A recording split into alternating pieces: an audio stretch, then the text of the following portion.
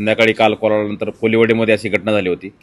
2 गट म्हणण्यापेक्षा एक फोर व्हीलरवरती जात असताना एक चव्हाण नावाचे रोहित चव्हाण आणि त्यासोबतचे जे त्याचे सहआरोपी आहेत ते जात असताना त्या ठिकाणी सिंगडोलला आपसात बाचाबाच झाली. बाचाबाचीवरून थोडीशी किरकोळ मारहाण पण त्या ठिकाणी झाली आणि त्या मारहाणीतून त्यांनी हवेत 2 राऊंड फायर केलेले आहेत.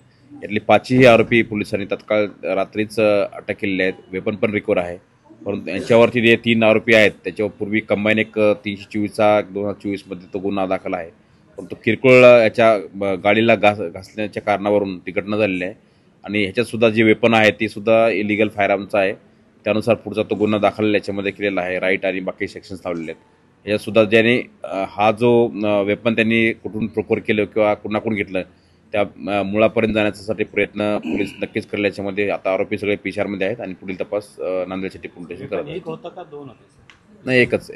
ओके. आणि ज्याचं वेपन होतं तो तिथं गावठी दारूचा अड्डा चालवतो अशी सुद्धा माहिती आहे. तर त्या संदर्भात काय माहिती घेतलेली आहे? नाही, याच्यामध्ये जर असेल चालत असेल तर 100% याच्यावर सुद्धा कारवाई केली जाईल आणि जी कडकातली कडक कारवाई जी आहे ते पोलिसांकडून केली जाईल.